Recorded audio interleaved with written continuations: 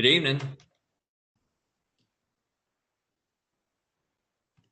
Oh, I see Diane, I see John, I see Michael.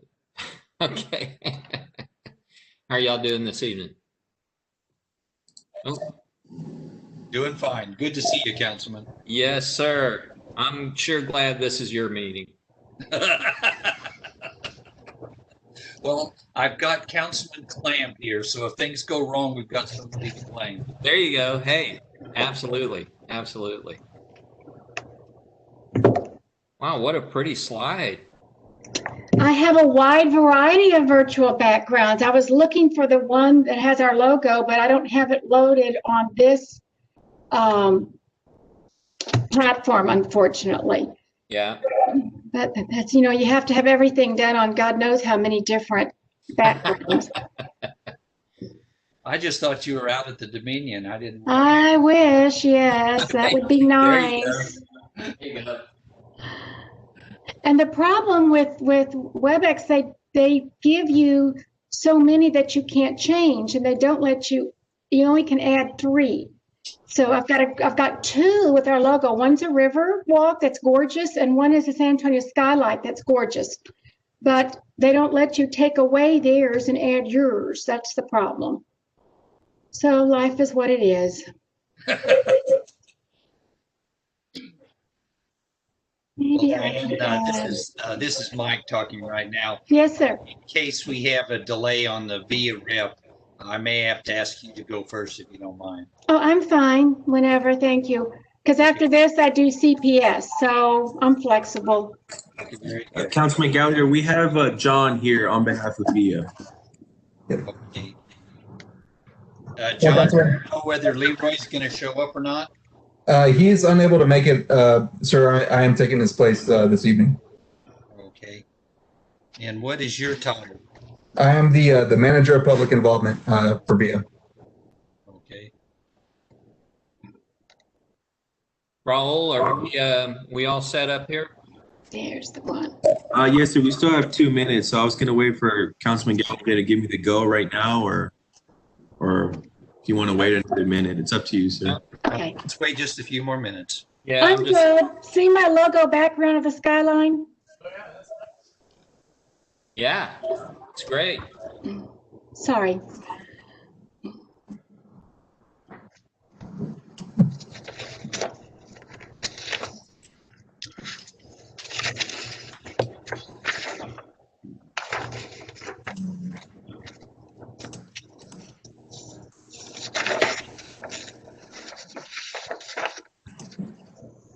And Raul, hopefully you received the presentation by now.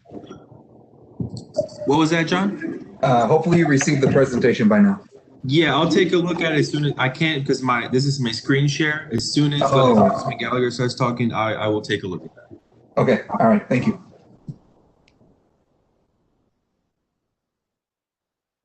John, is it Tiemann or Timon?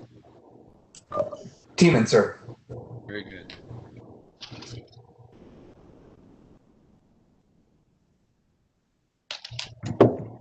Okay, Raul, let's kick it off.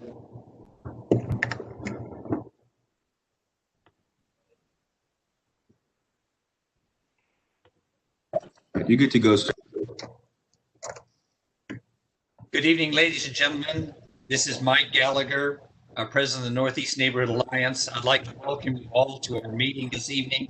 I will be introducing all of our guests in a few moments, but first of all, let us have our Pledge of Allegiance.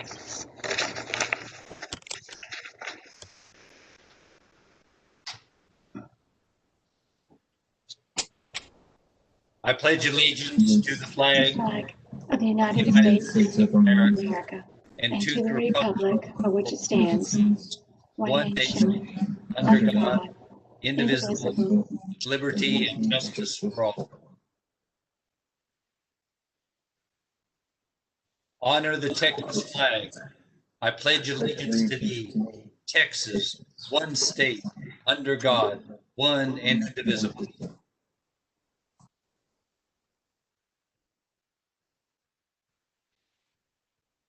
Ladies and gentlemen, thank you very much for joining the Northeast Neighborhood Alliance meeting this evening. We've got some very good briefings for you to hear about. We're going to hear about the plans that VIA has for us. And we've got the manager of public involvement with us, John Tiemann. We also have the executive director of Alamo Area Council of Governments, Diane Rath. She'll be here. And then, of course, there's been a lot going on in San Antonio. So we've asked Councilman Clayton Perry to give us an update, and he'll be our final speaker at the meeting this evening. I would like to, first of all, thank some of the people, Raul Abides from District 10 office, for helping to set up this fine virtual meeting, and also Councilman John Clamp, who's helped us out over and over again. He is the vice president of the Alliance, and he's been helping me out to get through the technical aspects of trying to get this meeting together tonight. So, John, thank you very much for your assistance this evening. And if VIA is ready to go, John, are you there? Yes, sir. I am ready to go. Very good. Okay, and Raul, if we've got his briefing ready to put on stage, I'll now introduce again the manager of public involvement for VIA, John Tiemann. So please speak up, John. All righty, folks. Well, Actually, Councilman Gallagher, I'm sorry. John, I don't have your presentation, so if maybe we can do AACOG's presentation until I get that one. I haven't received it yet. sure. Okay, no problem at all. We're used to these virtual meetings that we've got to do a bunch of jumping around. So next then, Alamo Area Council of Governments. We get to hear from the Executive Director, Diane Rath. Diane, the floor is yours.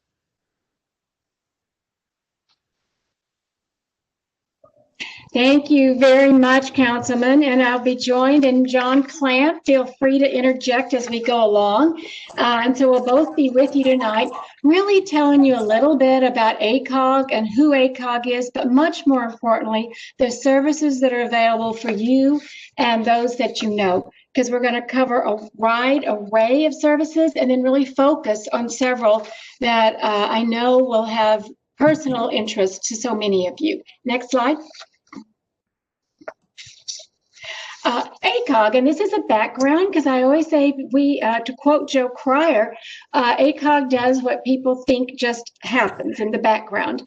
He used to describe the chamber that way, and he has described AACOG in a very similar way. We exist in all parts of the country. So wherever you live, there is some version of us. There's over 500 councils of government across the country in all 50 states.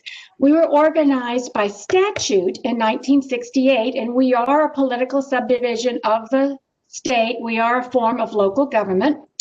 We do not have the ability to tax or the ability to regulate. So we really work and we build consensus and we do a lot of planning activities. So the good news is you won't get a tax bill or we won't pass regulations for you. And the state law also requires that our board be made up primarily of elected officials. Our 31-member board only has 2 members that are not elected officials. Next slide. We have a 13-county area. I always say we're the most diverse, not only in Texas, but also in the country, because we have the fastest growing city of San Antonio for a major urban area. We have the fastest growing small city with New Braunfels. So we have Bexar County, the 7 counties that surround us, plus a leg that goes north that has Kerrville and Fredericksburg, or Gillespie County, and a leg that goes south that has Atascosa connecting to McMullen County and connecting to Karnes. So very diverse. So we have highly educated, very high capacity, thriving economies, and we still have some agrarian markets where the heart of the Eagleford is in our region.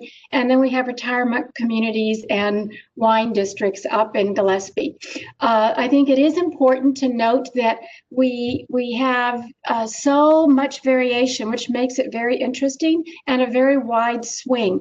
Most of your councils of government are very homogeneous and much more similar.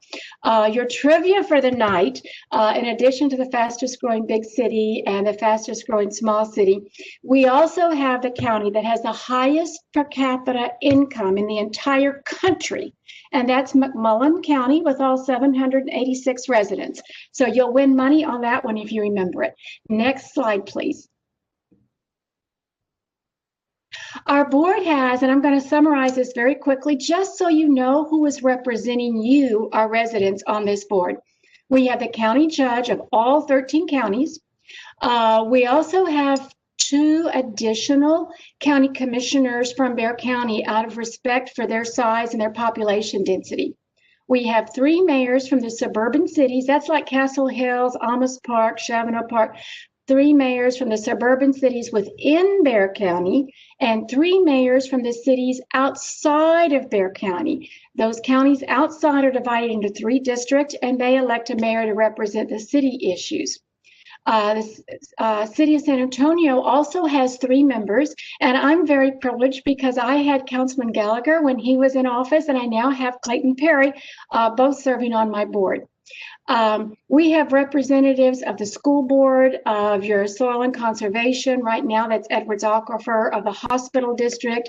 We're lucky enough to have CPS serving on our board. Before that, it was SAWS. So a very wide variety of agencies, really representing all the interest of this region. In addition, we have 1 state senator. They caucus among themselves and elect a member, and 1 state representative. And then in 2017, the board voted to make JBSA an ex officio member because of their importance to our region. When you contribute $41 billion annually to our economy, they certainly need to be involved in what we're doing, and we need to be aware of what their interests are. Next slide, please. How are we funded? I already said we don't have the ability to tax, so we're very unique among all those governmental entities in that we're funded primarily by grants. And our grants, for the most part, are performance grants. If we don't perform, then we aren't able to draw down the money. We have some funding from nonprofit foundations, and we have some that are a little more allocated according to population. We also have a very small amount, about $350,000, that's membership dues. So a very small amount. So we have to really perform and deliver the services, or we will not be receiving that revenue. Our budget for next year is $74 million. We've been about $50 million for the past 3 to 4 years, but because of the CARES Act and the additional funding from that, we're $74 million last year. We were up about $65 million after the additional funding this year. We have 300 FTEs this year. We have about 326 FTEs next year. So we're really a very small agency in relative terms. So not a lot of employees and not a large budget when you compare us to other governmental entities. Next slide, please.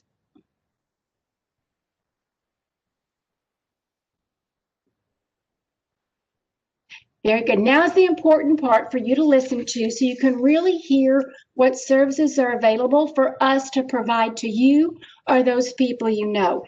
And you are going to be getting, don't think you have to write the phone numbers down. You can if you want to, or you can get a copy of this. But tomorrow I've asked that hot off the press, we just got our brand new handout with our brand new phone numbers on it. I'm asking the staff if they can enroll, if they could please email it out to all of you all that has the program and the phone numbers on it. But otherwise, they're correct here. One of our largest programs is our Agencies on Aging. That's a federal program, the Older Americans Act, and it goes from the feds to the state to us. We have 2 agencies on aging, one that serves just Bexar County and one that serves the outer 12 counties. They deliver the same services. We have 2 in order to maximize the funding and be able to have more resources to better serve our residents. And I'm really going to go through these programs to really explain what's available and what we're doing, because it's a very busy time right now. Agencies on Aging serve anyone that's 60 years of age or over. There is no hard and fast income requirement, as there are so many of our programs. We also can serve grandparents that are raising grandchildren, which unfortunately in today's world is a growing population if you're 55 and above. And we have a very active program, and I'm going to brag on them. Our program received an award from our National Agency on Aging for the services that we deliver to the grandparents. So when we go through these programs, we have older Americans, seniors, and then veteran programs. And I'm going to go through all of those for your information. Many of you know someone or may enjoy the meal nutritional programs funded by this program. If you go to the senior centers, and I have to say, you'll have a superb senior center in D10, and all three of your councilmen delivered on that promise, because it really took the concerted effort to really make that a reality. You've got a great senior center. So when you go there and you eat a meal, we are the primary funding source, and then that's also funded by a matching requirement from the city of San Antonio. So we fund the congregate feeding sites. We also field the home delivered meals. So right now, where the senior centers are closed and they're no longer open for the meal or open to deliver services, the Meals on Wheel home delivered meals, either daily meals or a week meal or a food box, are being delivered by our contractors. We urge you, if you know anyone that has some food insecurity, that is struggling with meals, please call us so we can connect you, so we can ensure that people receive the nutrition that they need, because it's a real struggle for so many people right now. So all of our congregate feeding sites have transferred into home delivered meals. So that service is available to you. And the phone number is up there, or it'll be on the email that you're getting. So that's a very important piece that we do. We also, and it's heartbreaking now, and I think so important, we have an ombudsman program. The ombudsman program, and if you want to volunteer, please, we always take volunteers for this program. This is also a federal program funded under the Older Americans Act, but we have both staff and volunteers that go into your skilled nursing facilities and into your assisted living facilities, not to regulate them, not to report a violation, but to ensure that the residents' rights are being respected. Very often you hear about children who really aren't following through with their parents' wishes, or older Americans that have a guardian appointed, and these people meet and make sure that whatever that a resident wants, that those wishes are being respected. So in this very difficult, challenging time, it's a very important program. They were not able to go inside the facility till a couple of months ago, but they've been able to resume those in-person meetings right now. We also have caregiver support. If you're caring for an individual that has an illness, that has a condition, that has Alzheimer's, that is maybe disabled, we have caregiver support that provides a lot of information about that. We've been doing it all virtually. We have in-person meetings normally. It's all been virtually here later. And it's an invaluable source of support. A lot of times I hear people say how good it is. They have no idea that we're providing that service. But the caregiver support for people that have a spouse or a parent is really important today. As I mentioned earlier, grandparents raising grandchildren, that's an increasing population. They have unique challenges and unique issues. So we have a support group, and we also assist them sometimes financially. We do back to school supplies. Many times they're not, there's no other financial resources to help them. So that's a very difficult stuff. The other one is one that we're real excited about, and we have volunteers for that one too, and that's our Senior Companion Program. The whole goal of all of our Older Americans program is to allow our seniors to age in place, to really stay home. If that's where you want to live, then our goal is to ensure that you have the support you need to age in place. Or if you choose another setting, we can help you with that transition. But the Senior Companion Program is a neat grant that we started last year, and we will give a stipend to volunteers that are over 60 that will go into the home and maybe do grocery shopping, maybe do some light laundry, maybe it's just companionship, to ensure that that senior is cared for, is having the resources they need, that their needs are accustomed to. And the other side of that is if a senior wants to stay at home, but really doesn't have family support that they might need, or they don't have the resources to have other help come in, the Senior Companion will help both of them. So it's a great program. It is extraordinarily successful. So if you want to volunteer, call us. If you know someone that might need that service, call us. We also have Aging and Disability Resource Center, the ADRC. That is wonderful. It's kind of like a helpline where you don't need who to call. It's a resource and referral for senior resources, for folks that are disabled. When you know you need something or you're aware of a situation, but you don't know who the right person to call is, then you call us. You call the ADRC, and they will help direct you to the appropriate resource. We also, and we were the first in Texas, and we're one of 4 in the country, we have a grant for Benefits Enrollment Center. All of us that are over 60 know how confusing the myriads of selections are, especially when it's Medicare open enrollment time. So when you struggle with open enrollment and you don't know which is right, what choice should I make, what's the difference between them, who cares, flip a coin, then you call us.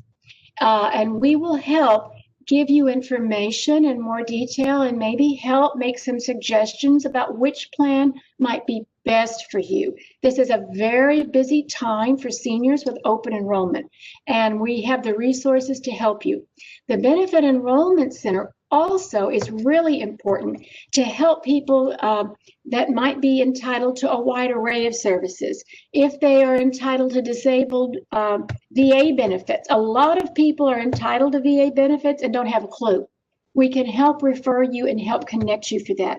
If you're eligible for food stamps, we can help you. If you're eligible for Medicaid, we can help you. So we really want to ensure that you get whatever assistance will allow you to age with respect in place.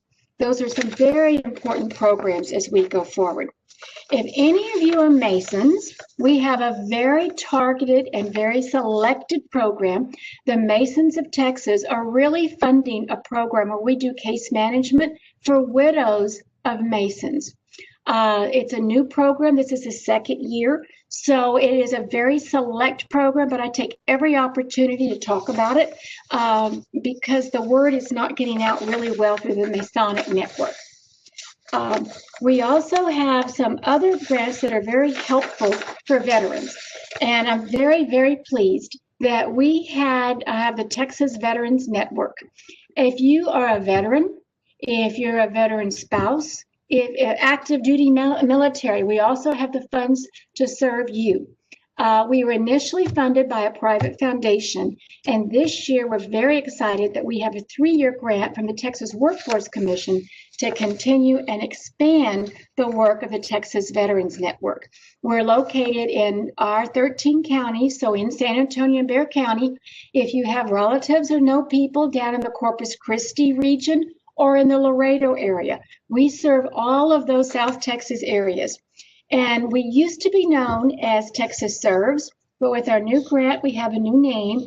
And it's extremely important to really connect. One of the biggest things is housing, not homeless, and that's a surprise to many people, but affordable housing. And that's true for active duty military all the way through to so many of our veterans that really need assistance in finding affordable housing. Really expanding the lease. Maybe they have housing, but they really don't have furniture, or they don't know for sure how to connect with the VA system.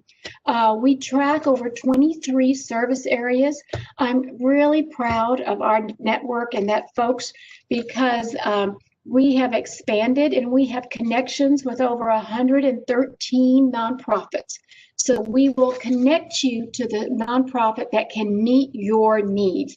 And we don't just say, oh, you need to call Joe Smith and here's the phone number. And nobody knows if you get there. Nobody knows if you get the service you need. We track it electronically. We track it. We do a referral. We know when they call you. We know if your needs are met. We know if they're not doing a good job and we need to refer you someplace else. So it's 100% transparent with 100% accountability to ensure that people are getting what they need and what they ask for. That's a very important one. And when you know veterans that need transportation in Bexar County, it doesn't matter if they're going to the grocery store or they're going to the VA or a doctor's appointment.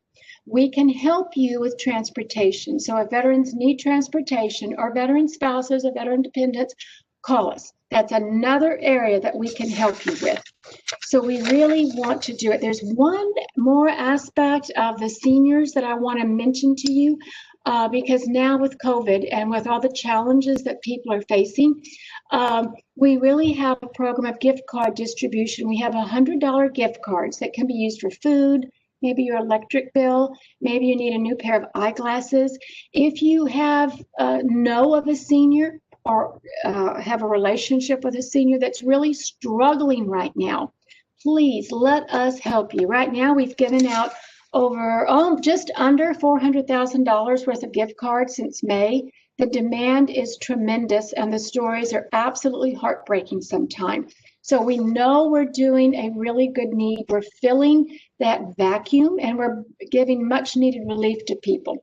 So if you know someone that really needs help, remember they're a grandparent raising a grandchild that's 50 or over, or a senior over 60, have them call us, because we are here to help distributing those resources to really help people. It's not a freebie, it's not a giveaway. They do an intake form. They really understand what your issue is. They see if maybe there's a better solution for you. But that's one of the important ones that we're doing right now, and the need continues. And so we ask for your help on that one. So that's our agencies on aging, a lot of program with the CARES funding. That's our largest program right now, and they are really doing a great job delivering services. So our seniors can really age in place and have the resources that they deserve. Our next program, and we're very unique in Texas and we're unique in the country, that we have our intellectual and developmental services. We're the front door. And what we hear, I'm going to mention this because many of you might be aware of someone. When you look at parents that are raising a disabled child or that have kept them at home because the resources that are available in the schools now weren't available 25 and 30 years ago. So we have a lot of aging parents that think a sibling is going to take care of that child. We need to really be able to do planning. We need to do transitional planning. So please let us know if we can help. There's a lot of programs that are available. Some of them have a long waiting list. Some of them have respite care. There's a wide range of services for those individuals that have intellectual and developmental disabilities. That includes disabilities that are acquired at birth, or those that are acquired during a lifetime. It surprises people to know that a lot of your military, even though they have all the resources in the military available to them, sometimes there's little cracks where we can be very helpful with your traumatic brain injury veterans. So it is a very expanding population, and that's one that is, people don't think of AACOG when they think of that. So remember that one. Another one that I'm going to touch on briefly, in Bexar County, you have VIA, and it's ironic you're going to hear from VIA next. But if you're outside Bexar County, you have the Alamo Regional Transit System. We have 88 buses. We operate in all 12 counties. So if you know someone there, they can give us a call. We have weatherization assistance.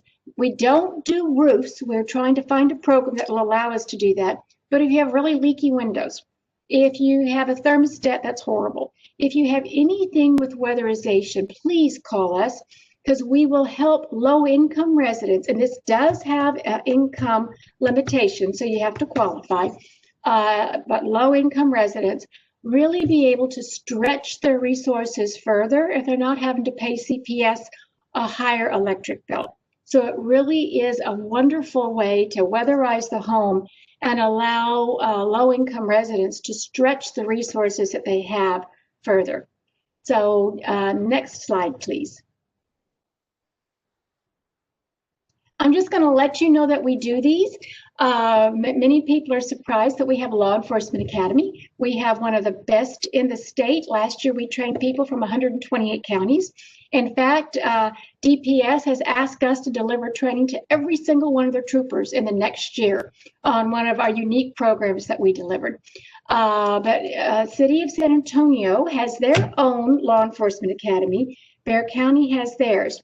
but most of the law enforcement that work for our suburban cities or that work in the outlying jurisdictions are graduates of our program, and we have a wonderful success rate. We also do a lot of pass-through grants for some of the state funding that do criminal justice, that do homeland security, because we're the regional lead for those programs.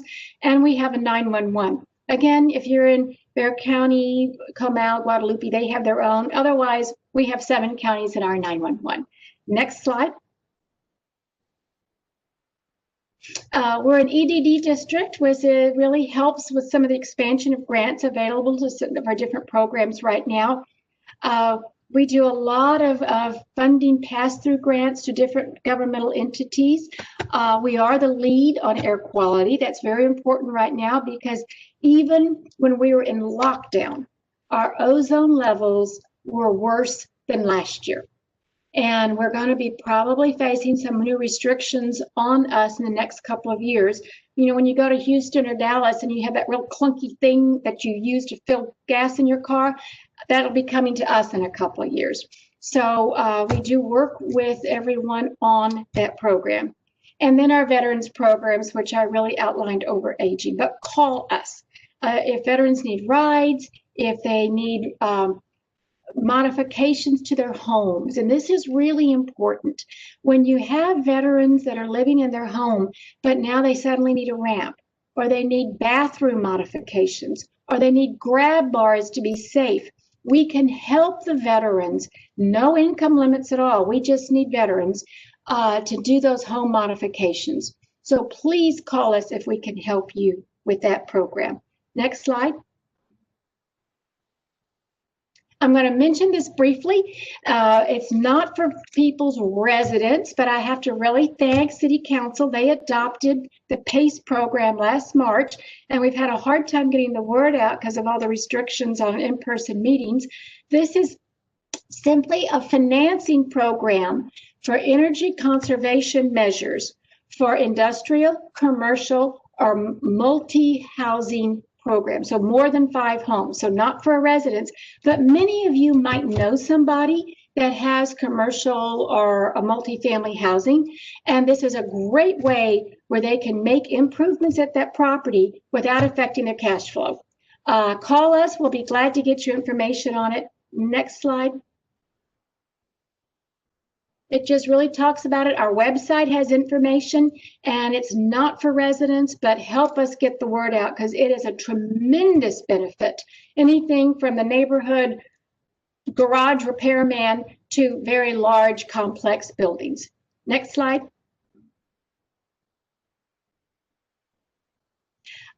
We support all of our area judges.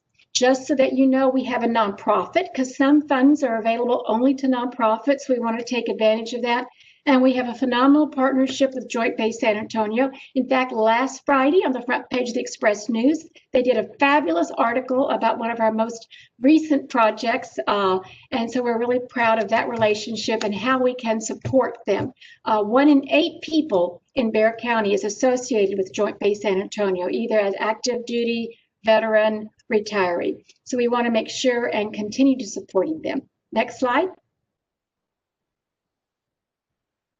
We have a housing finance corporation for outside Bexar County. Doesn't help us here, but it really is active outside of Bexar County. And next slide. That's our information. You should be getting a card tomorrow that has the program and all of the phone numbers on it for you. And, you know, call us. If you aren't sure if you qualify, if you aren't sure there's a program that meets your needs, call us so we can help refer you or help you figure out the best direction to go. So with that, Councilman, I'm available. I don't know if you want to take questions or if they want us to do them at the end, or if they want to just call us. We're here to help.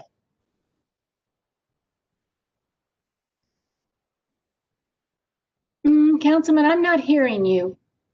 Are you muted maybe? There you go. Oh, we need to unmute me. Okay. Diane, I just want to thank you very much for a very, very good briefing. Really was. There is so much that AACOG is doing. And I know all the neighbors that are listening right now Really do appreciate that. I hope everybody's taken very good notes because we've got some good phone numbers, some good email addresses and so forth. And I really do appreciate the fact that we can call and get that information that we're going to need. So thank you very, very much for an excellent briefing. Thank you. And hopefully Raul will send out the card with all the phone numbers on it tomorrow. Very good. We appreciate that. All right, let's move right along then. We've got only so much time left. And now we get to hear all about VIA. And we're going to hear from John Tiemann. He's the manager of public involvement. And we'd like to hear what he has to say and to hear his briefing. Go ahead, John. Thank you, Councilman. Raul, hopefully you have the presentation now. All right, we're good to go. All right, ladies and gentlemen, thank you so much for having VIA here this evening. My name is John Tiemann. I'm the manager of public involvement, and I'll make sure to keep this this presentation brief as I brief you on the Keep San Antonio Moving plan and walk through the components of the plan. Raul, we can go to the next slide. So the Keep San Antonio Moving plan, the community had spoken on November 3rd to make an investment in transit, and that investment is this Keep San Antonio Moving plan. And there are some key components to this plan. One, improve the transit and mobility network. That two, contributes to the economy, and three, addresses the population growth. We can go to the next slide, Raul. Now, just I just provided that description as to what the plan aims to achieve, but I also want to share with you where VIA is today and where we're planning to be once we start receiving funding in 2026. So today, if you look at the graph in front of you, you see that from people who are interested in transit, they consider transit when it's 20 minutes or better. That's what this graph is telling you. Essentially, longer waits equal less interest. Now, once we get into that 30 minutes or greater frequency, interest in transit, or that red line on this graph, begins to taper off and decline. And unfortunately, the reality is today that 60% of the service that VIA provides falls in that 30 minutes or greater service. So again, what the plan aims to accomplish is to change this such that more of the service is desirable and that there's more interest in transit. Raul, we can go to the next slide, sir. High level, three things that we would like for you to remember when it comes to the Keep San Antonio Moving plan is, one, that we aim to improve the system by connecting more people to more places with a focus on innovation. And that focus on innovation also means expanding the mobility options. So in District 10 on the northeast side of San Antonio, of course, we have our Via Link service, which is an Uber Lyft-like service without the Uber Lyft-like price tag. And we're looking at other ways and other locations in which we could implement a similar service, what we call mobility on demand. But we also want to make sure that we're looking at that first mile and last mile connection and looking at what makes sense in the different areas of the San Antonio region. And three, invest in capital and technology.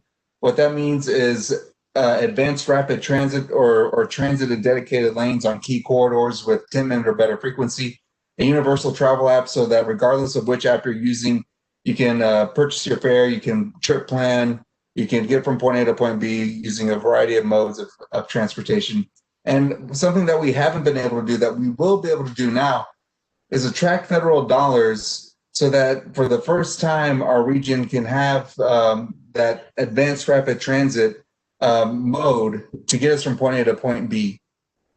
We can go to the next slide, Raul. So here's where we are today, or rather in 2017, but it hasn't changed much. And what the donut or the pie chart on the left is telling you is that 63% of our service is 30 minutes or greater, with this very small percentage today in that 20-minute or better range that I mentioned earlier in the line graph. Now, where we'd like to be and what we're aiming to do again with this Keep San Antonio Moving plan, make it such that the majority of our service, or 56% of our service, is 20 minutes or better. And there will be no longer a 60-minute service, which is what that red indicates in that 2017 donut. The longest or the greatest frequency that we'll have will be that 30-minute range. So everything in our future network will have 30-minute or better service. And Raul, we can go to the next slide, sir. So in that three things to remember, I talked about expanding mobility options with a focus on innovation, and I talked about the Via Link service there on the northeast side of San Antonio. And that zone is approximately 17 square miles. And because of the success that we've seen again with that program, we're looking to expand that up to 300 square miles. But I also want to share with everyone that because of the feedback that we've received and how interested the public is on Via Link or mobility on demand like service, we're really planning on doubling down and getting aggressive with this service where it makes sense to do so. This means no longer having those 60-minute frequencies like we had shared in that 2017 pie chart on the previous slide, and the average wait time for a Via Link vehicle is about 10 minutes. So that means no longer will you be waiting 30 minutes or 60 minutes or even 20 minutes in some of these zones. You'll be waiting what's typical of an Uber Lyft-like ride where from point A to point B, your wait time is maybe 10 minutes and then your commute anywhere within that zone. And then of course you have access to the rest of the system. Now on the map, you see there in pink, the improved transit system, but most notable are the 3 stars, which is what we're referring to as our innovation hubs. And this is where we partner with third-party transportation providers, again, to provide that first and last mile connection, those flexible, accessible options. Our Via Link vehicle that we have today can also provide service to those who may use our Via Trans or our paratransit service. And of course, leveraging new transportation technologies. Again, I hate to sound like a broken record when it comes to Via Link, but we couldn't imagine having something like that at Via 5 years ago, because the technology wasn't there. Now, fast forward 2 years, 3 years, 4 years, 5 years from now, we don't know what technology will be available to us as a transit agency. We want to make sure we're leveraging them, again, where it makes sense and where it's prudent to, so that we can provide the best service we can to the community. Or we can go to the next slide, sir. So investing in capital and technology, again, because San Antonio's decided to make the investment into Via, we're able to tap into federal dollars that weren't necessarily available to us in years past, because those dollars are a means to operating revenue. So then we can make the capital improvements and qualify for various grants at the federal level. And that's really what it means when it comes to preparing for advanced rapid transit, making those investments to get folks from point A to point B in 10 minutes or better in dedicated lanes on key corridors, expanding real-time information and communication systems so that our riders have the confidence that they know when the bus will be arriving or when the Via Link or mobility on demand vehicle will be arriving, and knowing in confidence again that they get to their destination in a timely manner. Integrating the planning and payment options so that folks know how to get from point A to point B in one app. The same goes with the navigation and planning tools that are available to our community. That's something that we're looking at investing in over the next 5 years or so. Next slide, please. So in summary, if memory serves me correctly, I think we're nearing the end of the slide deck here, but in summary, the plan features faster trips, more coverage through more weekend service, more overnight or evening service, and shorter travel times, which are real benefits to the community so that they can access more of the job opportunities, the more education opportunities that exist within the region. And I believe, Rolf, if we go to the next slide, that is indeed the slide deck, perhaps record time. But if you want to learn more about the plan, I encourage you to go to keepsamoving.com. What I will do in the chat is include the government and community relations email address. If you know of anyone who would benefit from this presentation, or if you have questions that we may not get to this evening, you can definitely reach out to us there, and we're happy to speak to your group that you may be a part of, or answer questions that you may think of later. Councilman Gallagher, thank you so much for having me here this evening. Happy to take any questions. Well, thank you very much, John. We're really running short on time, but I wanted to thank you also for an excellent presentation. And if you don't mind, what we'll do is put out the contact information that you have for when we do a report on this particular meeting, so that all of our neighborhoods could know who it is they should call on what subjects and so forth. So thanks again for your assistance tonight. Absolutely, sir. Again, thank you for having us. I'd now like to take this opportunity to introduce our councilman for District 10, Councilman Clayton Perry, who's going to give us the latest information and gossip on what's going on with District 10 and the city of San Antonio. Councilman Perry. Wow, gossip. Man, I could talk all day long with gossip, but I don't have that much time. No, I just had a few things that I wanted to cover this evening, and thank you everybody for joining. And Diane, thank you very much for that comprehensive list of things that y'all provide. And I really encourage folks to get that out, and we'll certainly advertise all of those services that you do provide for that. And John, thank you very much. The only criticism I had, John, is we didn't get to see you. Your camera wasn't on, and I really get after people about that because we're paying a lot of money for these newfangled things here, and we got to use them. But anyway, thank you very much for your presentation as well. As everybody knows, we had a really hard-fought election this year with a lot of different areas, and we got a couple of new legislators and new faces on the block. We have Tony Gonzalez. He's for, let's see, House District 23 that he won. His prior Will Hurd held that seat, and that was a hard-fought battle. And we also have Trish DeBerry, that is our new county commissioner that, she's newly elected to that position as well. And the point I'm trying to make on that is that you really need to reach out to these folks. Let them know you're here. Let them know what your concerns are. Let them fight for you and what you need. And I'll certainly be doing that, representing District 10. And I know other folks are going to be reaching out to them and telling them what they want to see from their positions. So I really, really encourage everybody to reach out to them, get to know them, and tell them what you're concerned about. Tell them what you want to see. I have to say that I got to congratulate the mayor and his staff and the proponents of the 3 propositions. As you all know, I was against all 3 propositions for various reasons, but they all passed with flying colors, and we're going to press on to make those things happen. We're talking about pre-K for SA, the workforce training, and also VIA that we just heard this presentation on. So all 3 of those passed. I like to say that this city and county has always been very kind towards propositions that talks about more money and more taxes. But hey, that's a system that we have, and we'll support those and press on with those. Let's talk a little bit about Thanksgiving. There's a lot of things going on right now with the COVID-19. We're still obviously having these virtual meetings. Don't like that, but that's where we're at today. Thanksgiving, whether you're going to be spending it with your family or not, if you're not going to be spending with your family, pick out things that you should be thankful for this year, even though we're going through some very, very tough times. I mean, really tough times. Pick out something that has happened good to you.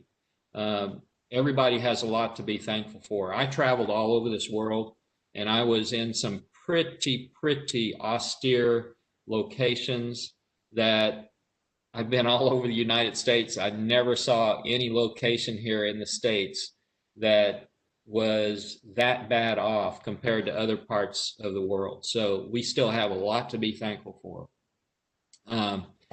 Let me move on a little bit towards the District 10 holiday gathering. That's another thing that's going to be suffering this year. We've had tremendous success over the last several years with putting on a Christmas party there at Morgan's Wonderland in their gymnasium, and we've had great support for that. But we're having to readjust a little bit.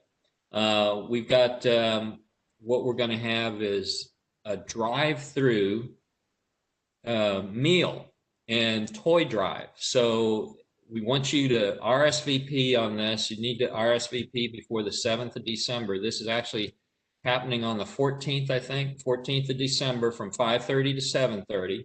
It's going to be at the Catholic Life Building. We'll have the traffic set up, and we'll have a free meal, a free Christmas dinner that you can come up and collect them and then go home. You know, we needed to do something. We needed to do something for the district here, and this is the only thing that we could come up with at this point. So take advantage of that. I promise you it's going to be a great meal. I think we're talking to the arcade group again, and if you remember last year, they put on a great, fantastic meal there at Morgan's Wonderland. So we want to try to stay with them. We'll get that all worked out, the logistics and that kind of thing. But yes, please RSVP. If you get my newsletter, it was right up front in the newsletter about RSVPing and the dates and times, and just get that in before the 7th so that we have time to plan for that and get the right numbers down and everything for that. If you're so inclined, bring a toy, an unwrapped toy. We've done excellent with that also with our holiday get-togethers. I mean, if you've been to one of those, you'll remember the stage up there was just covered with toys.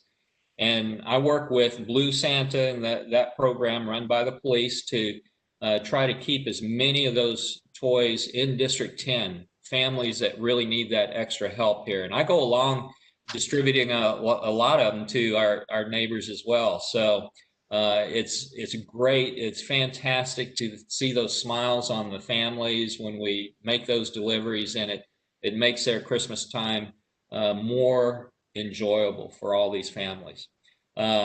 So those were the major things. The gossip going on right now, you may have heard our Alamo reimagination. If you remember, I voted against that, as well as John Courage. Very, very controversial. Thanks to the Texas Historical Commission, they voted against moving the cenotaph. So that whole concept of reimagining the Alamo is now questionable. So we'll see where that goes. But I will continue to fight against that, because there's major elements of that project that I don't agree with and still don't agree with. And maybe we can make some major changes to make it more accessible to people the way it's always been, and keeping it open. That's the major gossip going on right now. And what's funny is that it was a 9-2 vote last time, and now it's sounding more and more like a 6-5 vote. So if we can swing another or a couple people, maybe we can make some historical changes there for that particular project. We'll wait and see how that goes. But those were the major points I wanted to make. I did miss one of them that I wanted to point out on the elections. I was very proud to see Steve Allison get reelected. That was a hard-fought battle for him. A lot of money spent on that campaign on both sides. But I'm very happy that Steve has been reelected and will serve another 2 years for us here in this area. So thanks to Steve for hanging in there and working real hard for us. Sir, those were the major points that I wanted to make. I'd be happy to answer any questions that might come up. You know, we're still struggling with this virtual meetings here, but you know, hopefully soon we'll get out of this and we can get back to our well-attended and very friendly atmosphere there at the tool yard. So with that, sir, that's back to you. Thank you. Well, thank you very much, Councilman. I think those are some good remarks. I tell you, I believe that all of our neighborhood leaders were very proud of the work you did in standing up for trying to protect the history of the Alamo. I think that was so very, very important. You sent out a message that the state as a whole believed in. And so I think it's very important that that got out and that you were there, you were the voice that was making sure that that occurred. So that's very, very good. It was good news for us. I'd like to thank you for persevering through all of this. I know it's been very, very tough for all of the council members as well as the mayor to try to get through this very, very difficult time. One thing I need to point out is just some of the future meetings we're going to be having that'll be important. Of course, now we have this December 14th drive-by party for D10. I think that's a great idea because really it's very difficult at these times to try to come up with some imaginative idea that can still get all of our neighborhood leaders and all of our neighbors involved in. So I think you've got a good way of doing that. We really do appreciate it. And I want everybody to go out, get that toy, load it up, and pass it on December 14th. Great idea. The next thing, of course, is we've got to have our January 25th meeting. However, unfortunately, I have this feeling that we're not going to have this virus problem solved by January 25th as far as having a meeting at the tool yard. And so we're going to end up with another one of these virtual meetings. Believe it or not, one of the things we're supposed to do in January is to have the election of some of our board members. In this case, we're supposed to elect our vice president and our recording secretary, Councilman Clamp and Mark White, in those positions right now. Believe it or not, I bent their arms, and both of them have agreed to stay in those positions until we can have an in-person meeting again later on in 2021. So I don't know when that's going to be. I hope it's sooner than later. Along with that, and for everybody here and for everybody's watching, I think all of us have to accept this challenge of we've got these virtual meetings going on, but it's not enough. We've got to figure out other imaginative ways to communicate with all of our neighbors, with all of our other neighborhood leaders, and make sure that word gets out on the hot issues, the kind of issues that Diane Rath talked about, that we heard about from John Tiemann, CPS, and of course from Councilman Clamp, and all the things that are going on in the city. We've got to get the word out on every one of those, but also we have to hear the feedback from the people that are involved in neighborhood leadership. So I hope everyone will be looking at some ideas on how we can best do that as the months we move forward. So with that, ladies and gentlemen, unless Councilman Clamp, you wanted to add something. Okay, he's happy with what's been said. So I'd like to thank everyone for attending tonight, and we'll see you at the next District 10 event on December 14th.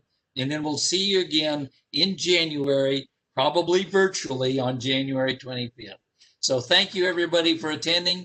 This meeting of the Northeast Neighborhood Alliance stands adjourned. Good night, everybody.